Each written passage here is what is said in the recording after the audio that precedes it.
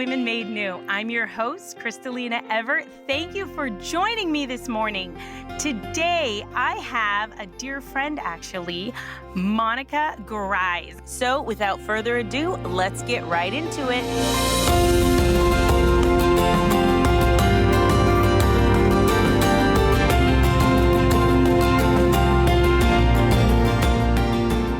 Welcome to Women Made New. I'm your host, Crystalina Evert. Thank you for joining me.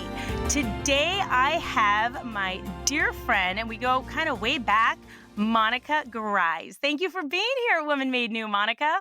Thank you for having me, Crystalina. So, Monica, let me just give you a little quick what's going on here with Monica and I.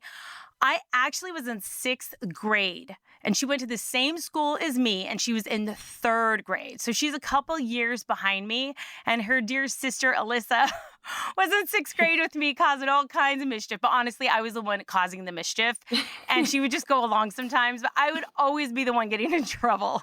My poor mother, I really put her through the ringer. But Monica kind of experienced all of that firsthand, especially when I was a little girl. And she told me something while I was kind of getting ready for the show that I thought was hilarious because I didn't remember. And one time we ran into their family and we went out and we ended up going out to eat. And I think it was like the Rock Cafe or something like that, right? Like the Hard Rock Cafe. Is that what it was? Yes. Hard Rock. Do y'all remember the Hard Rock? Is that still around?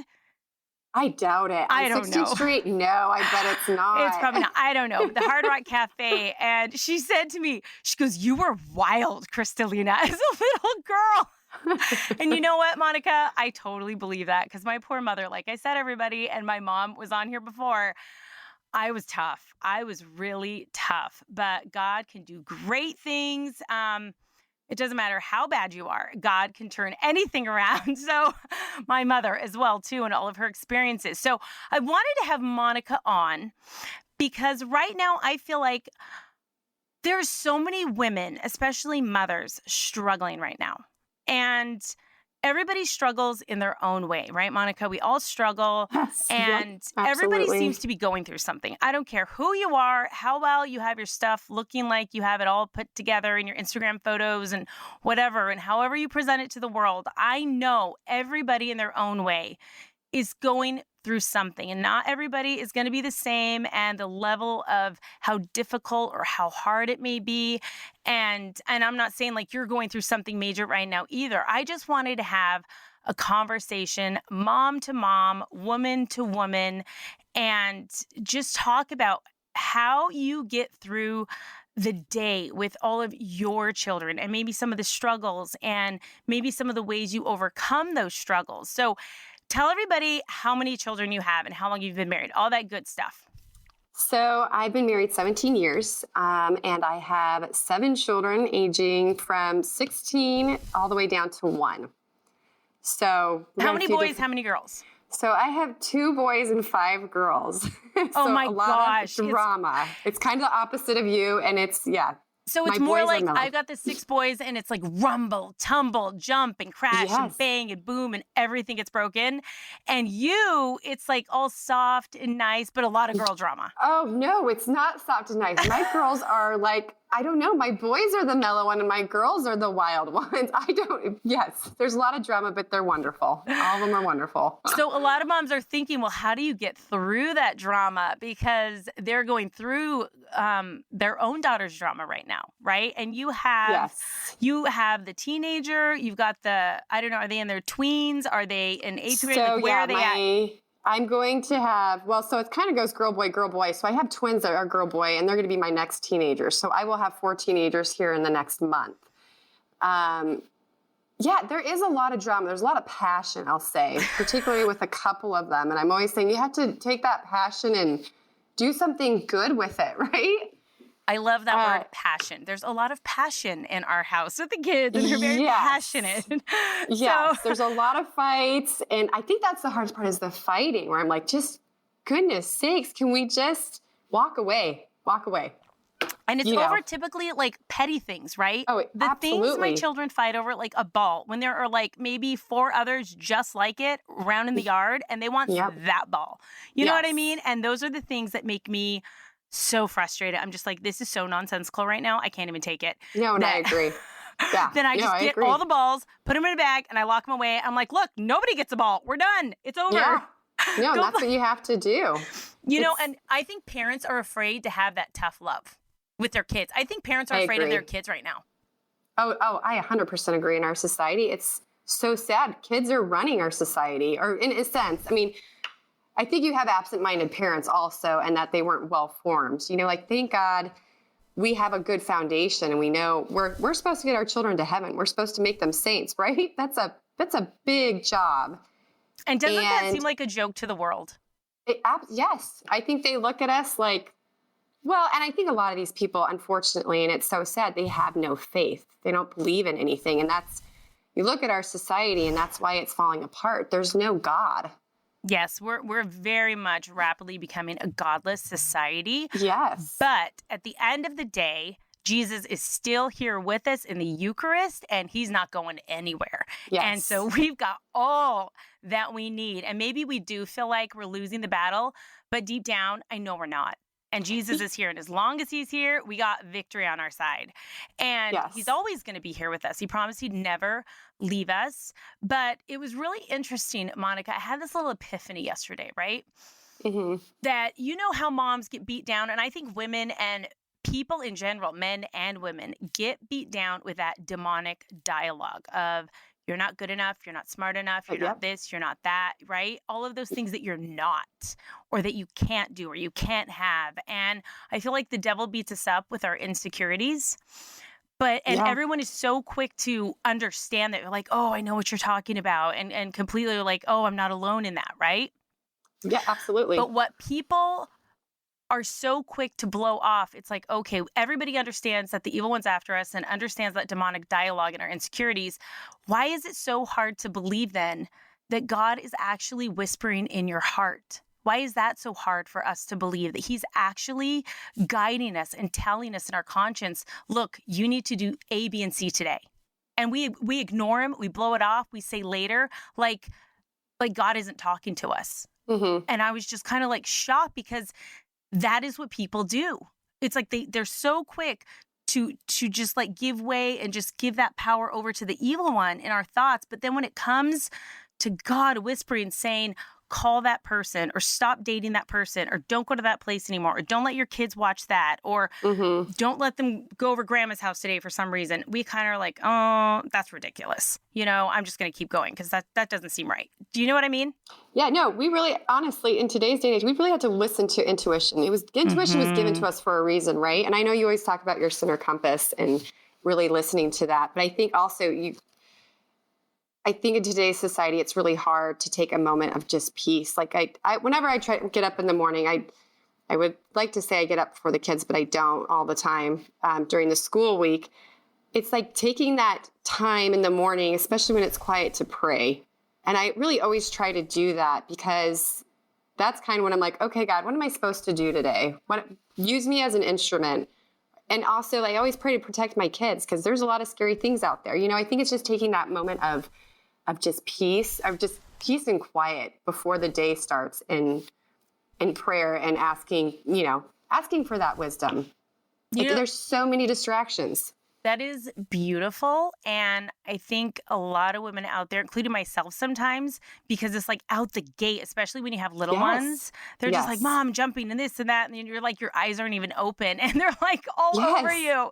Yeah. And it's hard to take that time in the morning. But if we can, and I think what you said was so important, in that we have to pray for protection for our children.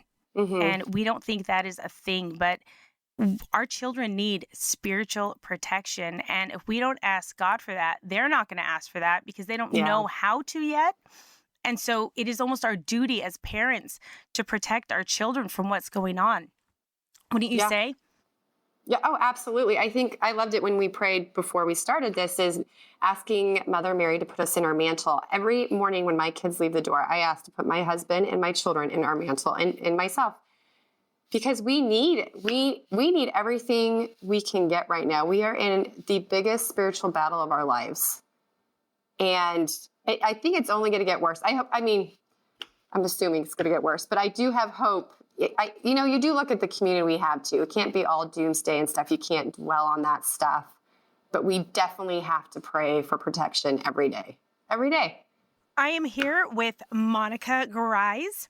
Monica, I want to know, what does your day look like? Because you have 7 children, you're a stay-at-home mom, you have your girls, you have your boys, and your husband. Like, what does that all look like for the listeners?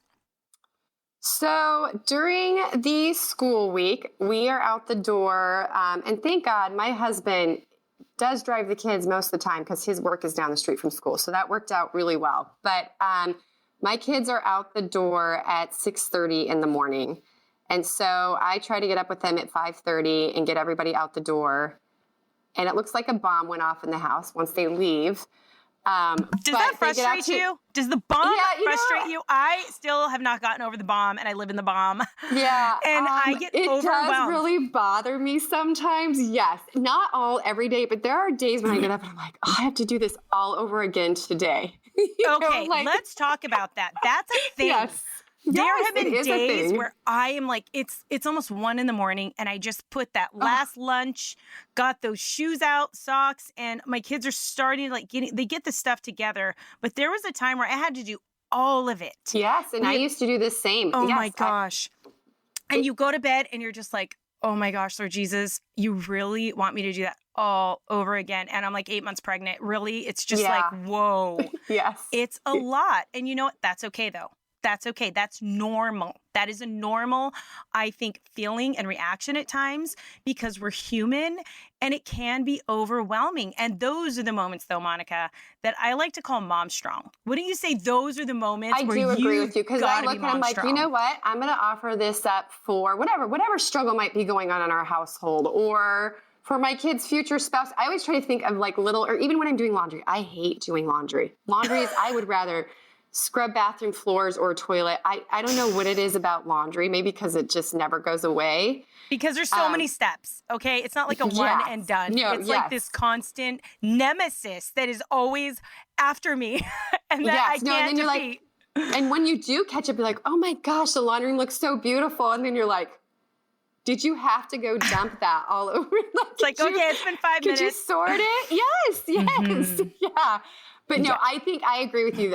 The mom strong is that is a good way to put it. I think those are ways where you can like, you know what, Lord, this is going on in our household, or, you know, this child is suffering with this. And you just offer it up for that. I just like, those are just simple little ways. I think that you can offer up those kind of things that are just mundane and they're not, you know, it's a stay-at-home mom job. That's it. That's right. And it was interesting because I was talking to my dear friend Tiffany, right? And I think I had 5 at the time. And I think she was pregnant with her 6. It's always been like that with this friend of mine where she's always ready to have the baby. And I'm in the middle, like I just am starting to have the baby. You know, it's just been like that over the years. And I was sitting talking with her and I heard her say, I said it. I said, it doesn't seem like it should be this hard. It's so hard. And she goes, what did you say? And I said, it's so hard. It shouldn't be this hard. She goes, I think that all the time. And I said, oh my gosh, it's the same lie. The devil is feeding us the same lie. And I said, you know what? He's probably feeding that to all the moms all over when they're struggling, even if they have 2 or 1. It's just they're probably like taking that in like, oh, it should not be this hard. And I'm thinking of that now and even back then of, well, who said it shouldn't be? Jesus never said it was going to be easy. I mean, he picked that cross up and he went and he died on it. Like, it wasn't easy, but nobody ever said it was. And, you know, I think it's that spirit of the world that says things should be easy, things should be fast, things should be immediate. And you shouldn't have to suffer in any way. And there's ways and means to alleviate all of that. And God is completely out of that picture. But moms out there that are struggling, that are having that hard time, that it's just like, oh my gosh, I have to do this all over. Oh my gosh, we're having another baby. This is going to be so much. And I've been in your shoes too with that. My listeners out there, it's just like, how am I going to do this? And if it wasn't for my faith, Monica, and the grace of God in those hard times, who knows where I would be? Who knows if we even would have as many kids as we have right now, if I took that into my own hands. And I thank God for the grace to be obedient to his will and being open to life. Because can you imagine not having like Ella, or not having Angelica or Lewis or Luke or one of my Yes, kids? no, I think about this often because Oh it is. my It's hard being gosh. open to that when you have a lot of kids already. Well, it's like, And how just are you going to do this? and How be am I like, going to I'm do so this again? tired. Yes, You're yeah. you live exhausted for a while. You really do. Actually, I have a funny story that I want to share when I got pregnant with the twins. And this is just My really being gosh. submissive to God's will. Hmm. But so it was back in 2010, and that my husband is and that's really when the market tanked. And we really pretty much lost everything overnight. It was Wow. a very tough time. And so we had like a big devotion to St. Joseph. And I said, you know what? I just feel like we need to do NFP. Like, I don't know how we're going to be able to afford this. You're going to have to go back to school. Like, there was just all these things, really a lot of uncertain things. And I was like, I just don't feel like we should be having more children. You know, I might have to go back to work. And so I said, well, let's say a novena to St. Joseph and just leave it. And we'll just see what we get from that novena. And so at the end of the novena, Crystalina, I never really got an answer. You know, like St. Joseph can kind of be silent sometimes, and then he throws you a curveball. Yeah. And so I was like, Paul, I don't even know. I have no idea. I guess we're just going to have to like put it in God's hands. I don't even, you know. And so anyways, I get pregnant, and I was going to a Catholic doctor at the time, and I going for my first ultrasound, and Paul wasn't with me. So we get in there, and my doctor's doing the ultrasound. He's like, oh my gosh, Monica, do you see what I see? And I look at the screen, and I was like, is that two? Oh my God. And he was like, you're having twins. There's two in there. And I was like, that's like, I was in tears. I was in shock. And then he was like, and they're due on St. Joseph's feast day. How beautiful is that? Gosh. And I was like, that's not beautiful. This is terrible. Like, I was in tears. I was just like, So let's talk about that. Why were you in Yes. tears? Let's talk about that, because I have been too. And because it's not that you don't want that child. And it's not that you're just like, oh, this is horrible and bad and we don't want life. And it's not that. I totally get you. But I want you to tell me why you were in tears. We already had, so we had two little kids at that point. I would be having four little kids under the age of 4.5. Mm-hmm. And then being pregnant with twins, you're like, I don't know how that pregnancy is going to go. And I don't have terrible pregnancies. Thank God. I really do have decent pregnancies. But I think it was just all these uncertainties. But then it was like, okay, God's never abandoned you. Like, now I can look back at that. And those were very hard times, even the first year after we had the twins, just financially and, just all of that. But I think God sent me the twins as a distraction. Wow. Honestly, I really do believe that. And my mom's always like, I remember when I came to visit you and I felt so bad leaving you, because Paul at that time was working 2 jobs and going to school full time. We never saw each other. And I think, honestly, I really think God sent me the twins as a distraction, be like, you know what? None of that stuff matters. And he does. He's always taking care of us. And I just always had to remind myself that. I had to remind myself of that a lot. So during that time, were you resentful? If you don't mind me asking. No, not at all. I think in the beginning, maybe I was. And then I was like, no, this is going to be great. And I love babies. I do love kids. Maybe even after, maybe I was a little bit resentful, like, gosh, I wish my husband was around to help, because this is like, I got resentful towards Jason. Let's have an honest conversation. I really went through a lot, because it was like baby after baby. And our first son was so sick. It was just like the first 2 years of his life. Just, we wanted to keep him alive. It was a lot. And that was my first experience of motherhood. And while he was hospitalized for 3 weeks, I found out I was pregnant while he was in the hospital. Oh, and my I was gosh. like, I remember kneeling in adoration, and I literally was like, Jesus, you are kidding me right now. Like, I was bawling. Like, I was so overwhelmed going through what we were with our first son, that I thought, oh my gosh, am I going to have another sick baby? Is there something wrong with me and my body that I can't have healthy babies? Like, listen to all of these things and doubts flooding my mind. I mean, that's brutal stuff. But at the end, like I said, that relationship with God, having a real honest relationship, Monica, we're talking about, like, I can let Jesus know, look, I'm overwhelmed. I'm a little upset right now. I don't like what you're doing right now in my life, but I trust you wholeheartedly, and we're just going to keep going. But I'm a little upset right now.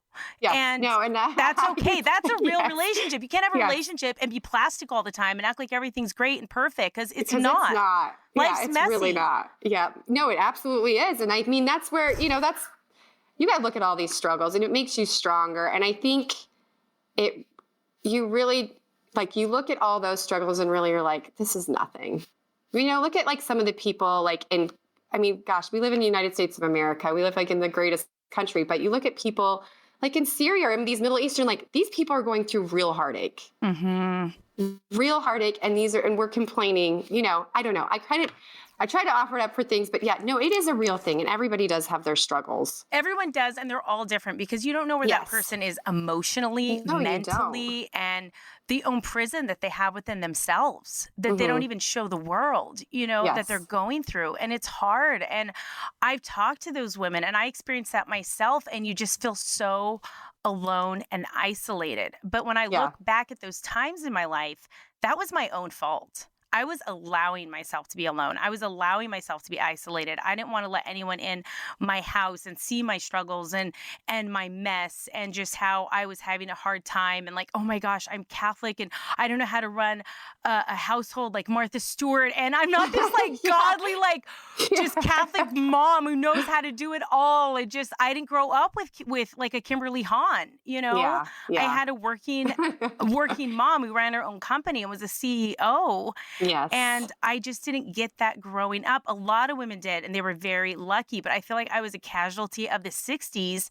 of where that mentality went into the 80s and 90s. If you leave your home, you have to be an entrepreneur. That's where you're successful, and rah, woman feminism nonsense. Yeah. But there were casualties left behind. I was one of those casualties, and not because my mom wanted to. It was out of necessity. She's raising us by herself. My dad left when I was 2.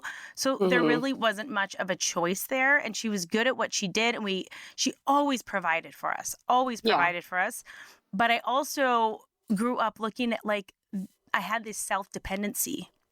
And that's what women were supposed to be, is self-sufficient, self-dependent. You don't rely on anyone, especially a man. They're going to end up leaving you. As a little girl, seeing that growing up, and never once seen a woman be submissive to a man in my life, in any of my women in my family. So when that concept came in the church and I had to live that out in my marriage, it was like, whoa, what is happening right now? You know, but that was my own pride and brokenness. And I think a lot of women do kind of struggle with that. And it's something we have to take to prayer. Yeah, absolutely. No, I mean, of course, you want your house to look perfect, and you want everything to be perfect and in place, but it's not. You do have to take that to prayer. And I think I do struggle with that sometimes. Like, why can't it just be this way? But, that's not what God's asking. You're right. It's not what God's asking. That's the thing. That's my own issues. Those are my own issues I had back then. It really is. And I know every mom struggles with it. Every mom struggles. Like, okay, I have 4 sisters. 3 of them are married. We all have a bunch of kids. And we do talk about this all the time, but that's not where God wants us. And I have to remind myself of that, is, this is not going to be perfect. And that's not the way raising a family is, it's not meant to be perfect. Right. And maybe it's the carrot the devil puts in front of a lot of us, of like, oh, your house isn't clean. You better get to clean. You better start busying yourself. And we start busy. And we're not busy with the work of God. Or busy with the things that we're supposed to be doing, because we're so concerned about this carrot the devil's dangling in front of us of perfection. And of course your house should be clean and this and that. But okay, I have 6 boys, 2 girls, and there must be, like, in all of our cabinets in our house, there must be like 8 of them that are a little broken or shaky, or the door is completely off, or my kids climbing on top of the counters, right? Or something. And I've told them time and time again, we don't do that. Feet on the floor, la la la la. But they're boys, and it's just like, it just doesn't always work out that way. No, now, we are going to take a quick break with our dear friend, Monica Gorraiz, and we're just having a good old-fashioned woman-to-woman, mom-to-mom conversation just about real life. And I want women out there to know you are not alone, especially you mamas out there. So we're going to take a quick break with our friends over at EWTN, and we will be right back. So stay tuned.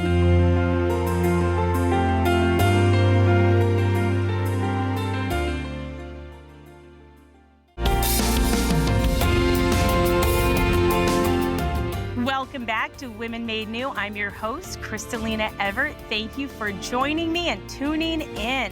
So today we are talking with Monica Gorraiz, and I just wanted to have a conversation, woman to woman, mom to mom, and just being a Catholic woman and mom in this day and age, because there is a lot going on.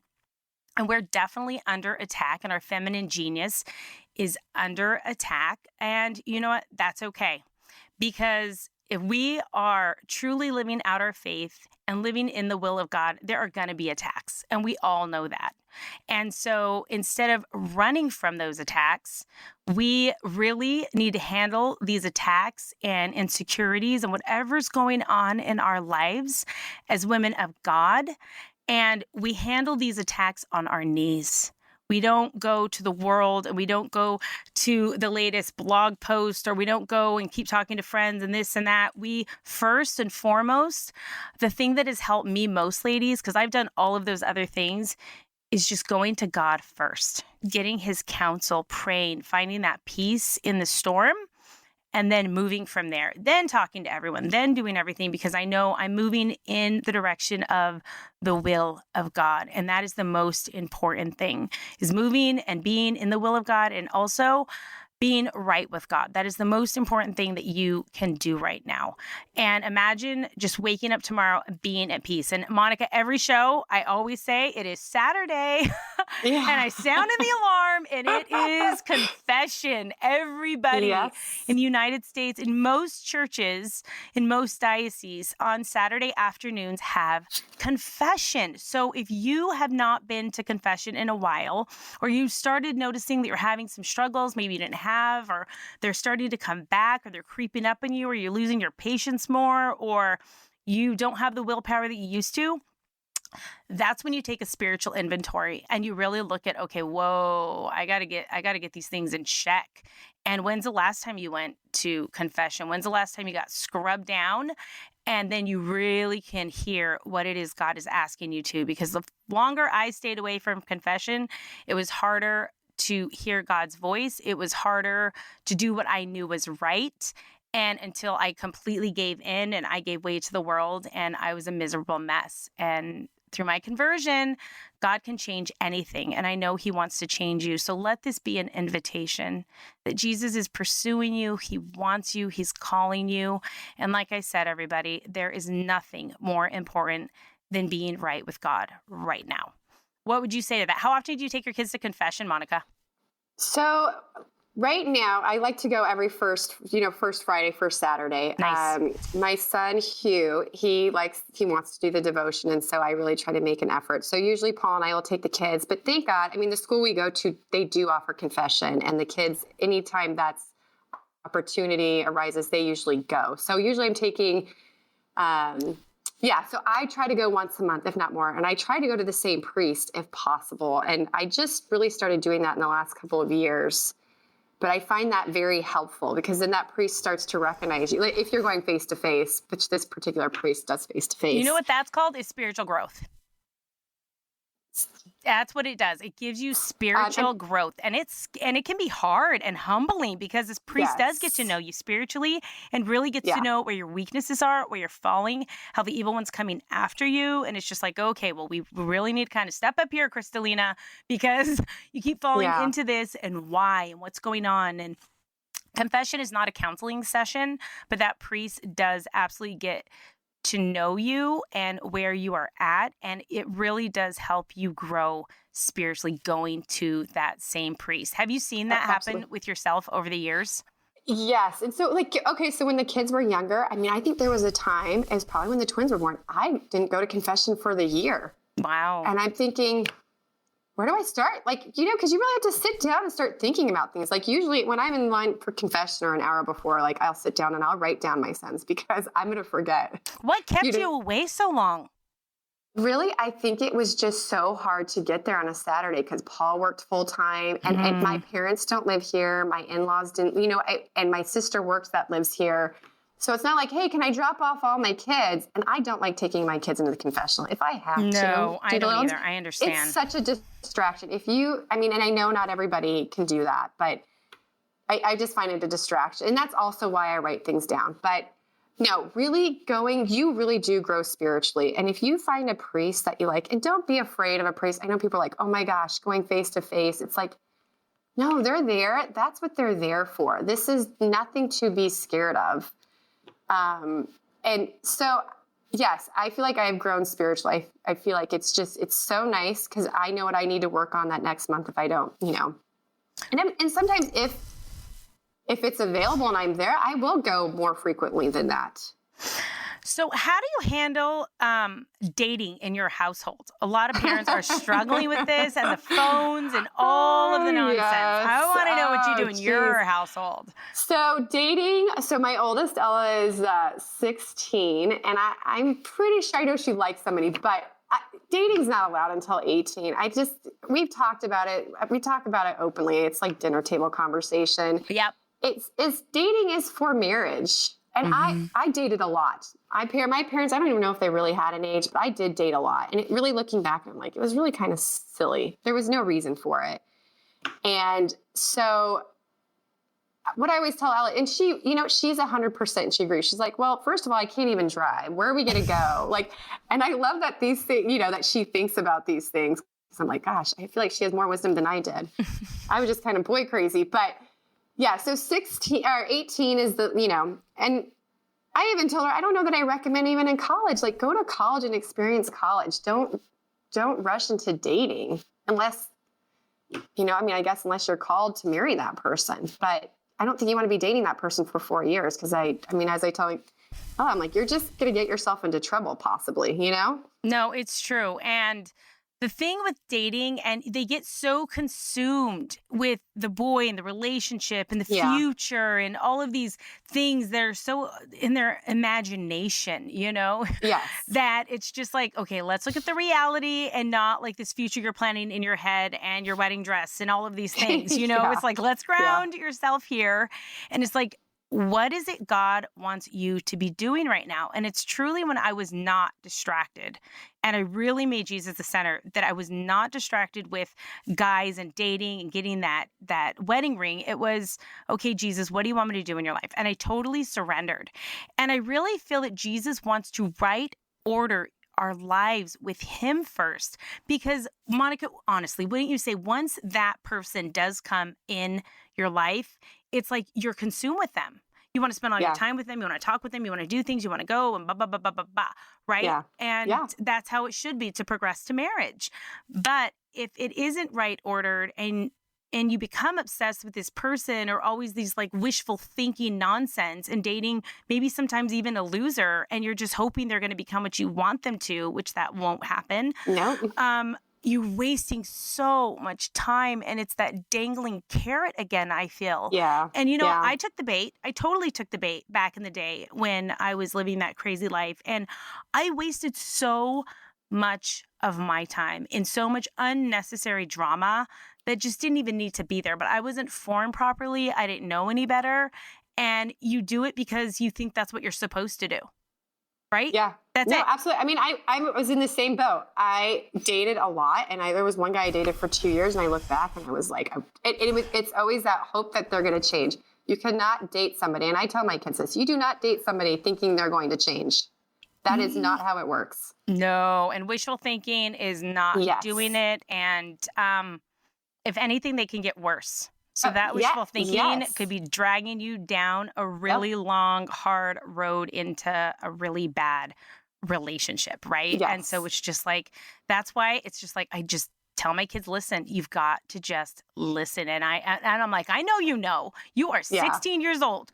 You know now, okay? And I know so you cannot sit here and tell me, ba, ba, ba, ba, Yeah. Yeah. Doesn't work that way. Because that's one thing, parents, if you could do anything with your little ones, form their conscience. Have them listen to that voice, because when they walk out of the house one day and they are not with you and they're going to their friends or they're going to school and you are not around anymore, and it's slow increments of it, right? Until high school comes and they're like not even here anymore. They have their own car, they've got their sports, they've got this and that, they're getting ready to go to college.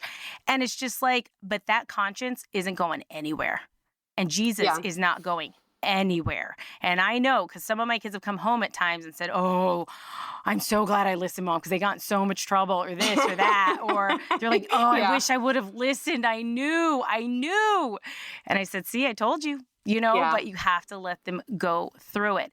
We are talking with Monica Gorraiz, and we are just having a mom to mom, woman to woman conversation about just what goes on in our lives and Monica's life. And she has 7 children, and she's trying to raise a good, holy, godly family in this crazy day and age. And so am I.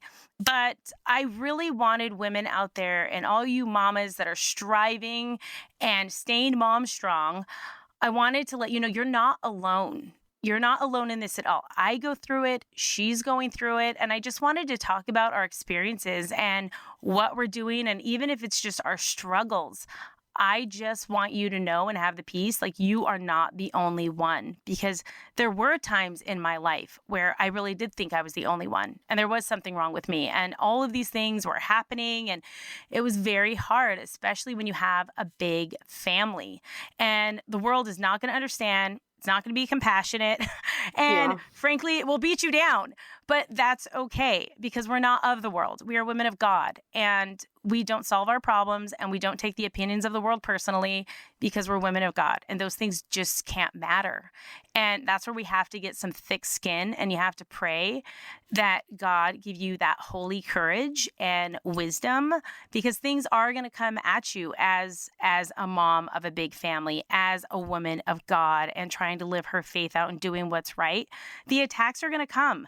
But I was listening to this pastor yesterday, Monica, and I was like, my jaw dropped when he said this. I was kind of shocked, but I loved it. Right? It was one of those moments where he said, not once in the Bible did God ever say, run from the evil one. He always says, you stand your ground and you fight and I will fight with you. And you put on the armor of God and he equips us because he tells us when the battle comes, because it is coming no matter what. You're not stopping it, right? Yeah. But we can be prepared when it comes, but never does he say, you run. And I feel like that's what our society is doing right now. They are running in fear, like chickens with their heads cut off, and they don't know up from down, and they're just going with the flow and like a herd and just doing whatever they're told. And we cannot be like that because we know better. And it's beautiful because I actually understand, and a lot of women I've talked to, I actually get when Jesus says, my sheep know me and I know they hear my voice, right? And I don't know the exact Bible verse, so I'm not going to act like I do. Yeah. But I do hear God's voice. It's true. And we know his voice. I know you know what I'm talking about. And there are people out there who know what I'm talking about. And there are some out there that are longing for that. And you can have that. But just, it's those little tiny things that God asks us just to be obedient and listen, no matter what. Obedience and just listen. Because sometimes it's hard. We don't want to. I mean, you know what that's like, Monica? It's like, oh, I don't want to get up. My son is throwing up and needs me. And I'm so tired and pregnant. And I can't stomach this right now. But I'm going to be mom strong and God is with me. And let's go. You know what I mean? Yes. Or when you're frustrated and you just folded all the laundry and they're wrestling and they knocked everything over. Yes. Things like that. Little stupid things, But at the same time, those little things are the things that make you just incrementally stronger, right? Yes. And I heard a quote yesterday I love too. I'm always listening, right? In my AirPod while I'm doing housework and laundry and cleaning and driving, listening to things, constantly just, I don't know, filling myself up with the Spirit of God and scripture and whatever. And Mother Angelica, I'm going to tell you something right now. Mother Angelica is amazing. She really fixes my little wagon all the time. And you would think that she absolutely, it was for my grandma and her message isn't for someone like me who has a big family and going through what we're going through right now. And it's just like, she is so spot on and her message is really for our time. It was for her time. And I think it is so much more even for our time right now, Monica, and what we're going through. And the fact she came from a divorced family and she came from such it was messy. It was really Yeah. messy. And look what God did with her. It's just beautiful. And she's such a light and example in this darkness that all it takes is just saying yes. And even if you're afraid, you say yes. And it's beautiful. And if you are having a hard time, listen to her. I listened to 300 hours of her to get this book done. And wow, did I learn and grow in that time that I listened to her. And I really encourage you to go to EWTN's YouTube page and listen to her wisdom. It is phenomenal, and it will really help you right now with situations you wouldn't even think of or even imagine or think that she could even relate to something like that. Do you know what I'm talking about? Yes. No, I mean, I even look at like Fulton Sheen. He's another one. Yes. And I think even like, well, okay, my grandmother's not Mother Angelica or Fulton Sheen, but she died when she was almost 104, and she was just full of wisdom. I mean, look at the experiences they had, especially with Mother Angelica coming, from a divorced family. Like, doesn't make those people unworthy, right? You know this. This Yes. is it. Yes, there is beautiful things that can come out of children from, divorced families. It's just maneuvering through that. But you're right. If you're listening to God's, listening to him, you'll find your way. You always will find your way. Yes, I love that. You will find your way. And this pastor said yesterday that when you are suffering and you are going through something, that it's just pain. It's just pain is weakness leaving your body, and God is just making you stronger. So just think of it that way, because if anybody, like, we want to be strong for our children, right? We want to be spiritually strong. We want to be physically strong. We want to be able to do and be able to nurture and be there when our kids need us, because we always don't feel so strong. But with God, you can be that mom strong in that weakness, right? Yes. Well, I can't remember who said this, but it was like, if God throws you more like obstacles, it means because he loves you more. You're listening. I don't remember who said that, but I was like, geez, I don't know if I want him to love me that much. It's like, wait, what? Yeah. It's like, wait, but there is truth to that. Like, it's this test, because look at what some of this, and through horrific things, that's what it takes to get to heaven. Yes. The saints so like these really little did go things through are a lot. just building us up to get to that point. Absolutely. Okay. What are like 3 to 4 practical things that you can give to moms right now that really help you, that you do in your own life and in your own household? Okay. Praying. Try to pray in the morning. The rosary and saying the rosary with your family. I know that can be a circus a whole sometimes. rosary. Yes, it is an absolute circus if we do it sitting in our living room. I mean, like, our 2 and 4-year-old they're nuts, but I let them kind of just play and do a book, and everyone else pays attention. But still, they will learn. That takes time. But even my grandma always said, even if you can't say the whole rosary, just say a decade. Just start with a decade, and that could be laying your kids down at night, and just that's your routine of putting them to sleep. Or even in the car. We say our rosary in the car a lot. But I will say, if you can get a rosary in every day, you will see the blessings. I promise. I'm not making that up. You will see the blessings. But if you can just get your rosary in. And I can't remember what priest also, I think practical, like, I know if you're a busy working mom, is if you can give 15 minutes of prayer, and then if you're not as busy, I think they say up to an hour, but 15 minutes, and start your day off with that. And even at the end of the night when the house is quiet, just 10 minutes, thanking God, if everyone's home, to put our guardian angels around us, that sort of thing. Other practical thing, it's really just putting God at the center of your family. Now, what are some practical tips that you can actually give moms that are raising girls right now? Because I know there are moms that are just wanting to pull their hair out and just like, this is so hard. What can I do? And you have like all ages. So what would you say for moms that are having a hard time in their relationships with their daughters? So I would say if you have multiple kids, it's really nice to take one of those children out, especially if you're having a hard time, and take them out to coffee, or take them out to a movie, or get your nails done or something. Take them out one-on-one and talk to them, and kind of make that if you're able to, like an every other week type of thing, and talk to them about their struggles. I feel like that one-on-one is really, really important. to have with your children and your daughters in particular, because we were all there. I mean, it's hard. So I feel like some of our kids are probably, they have so much more that they have to face now than I think what I had to face. Mm-hmm. So I really think that one-on-one mom time is really important. And it's not easy because there's so much demanded of you. Yes. And there's so much you're already giving. And to stop all of that and then to do that, it is a lot.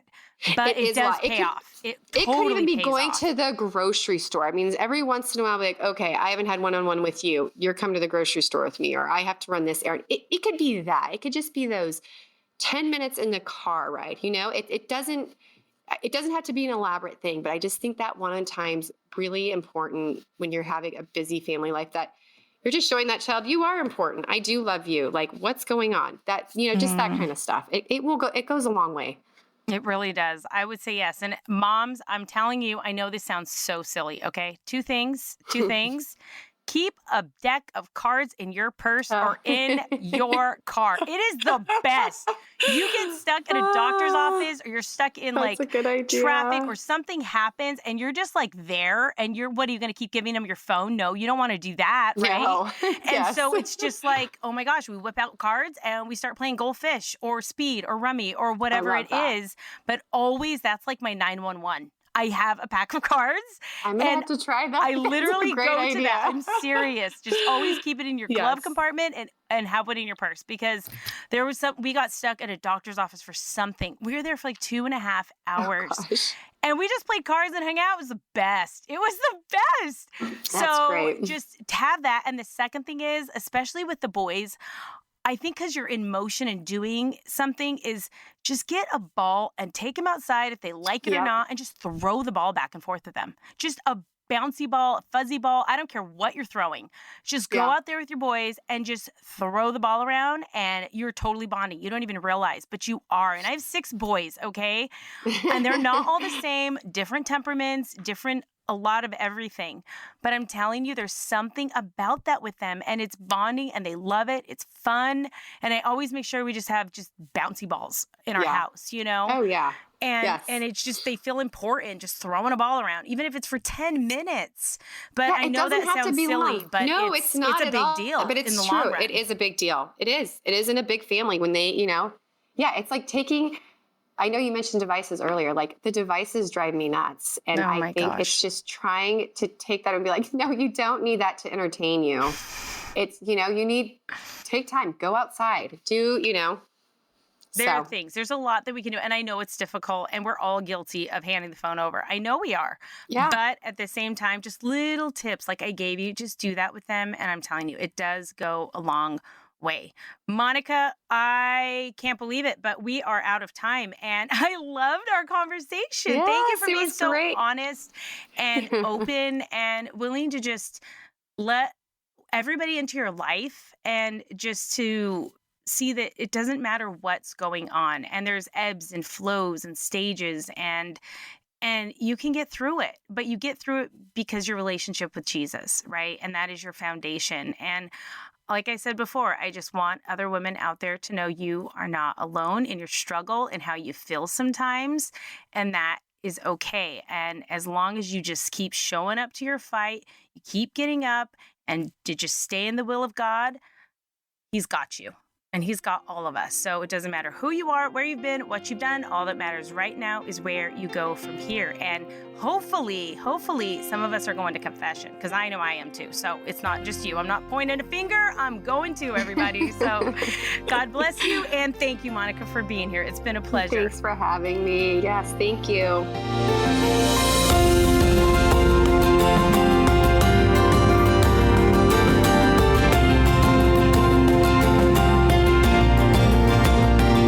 I want to thank my guest again, Monica, for being here. And for those of you that have not picked up my new book, Women Made New: Reflections on Adversity, Transformation, and Healing, if you know a woman in your life, or this rings true for you, that maybe you're struggling, or if you're struggling in your motherhood and it resonates what Monica and I were just talking about, or maybe your mother or your grandmother or your aunt or your friend who's in that bad relationship. Whatever may be going on in that woman's life that you know of who is having issues right now, this book can help. And also, if you go to adoration and you don't know what to do, or you feel awkward, or you're just sitting there and you don't really know how to spend that time with Jesus, this is an excellent book to take into adoration with you, and maybe take a chapter at a time and just see the things that Jesus places on your heart as you read that chapter, and just dive into those things with Jesus while you're in there sitting with him. And a lot of the times that's what I would do. I would go into adoration, read a scripture, or take some spiritual reading and just see what God had put on my heart. So this definitely is a good book to take into adoration and kind of piecemeal it. And also in the back of my book, I put inspirational Bible passages, because that's one thing I learned to do, is to go to the Bible when I needed that help or that advice, or maybe I was feeling a little lost. And as Catholics, we really need to learn our scripture and dive into the Bible a little bit more. And Jose Maria Escriva says, if God gives you the burden, God will give you the strength. And wow, have I found that in my life. And a lot of us have a lot going on right now, but God will always give us the strength. And so get inspired by the word of God. And in the back of my Women Made New book, there are Bible verses in different sections. If you are struggling with anger, if you're struggling with gossip, if you're struggling with lack of faith, just different issues that I know women have struggled with and that I've struggled with myself, I have placed Bible verses in the back to make it nice and easy for us ladies.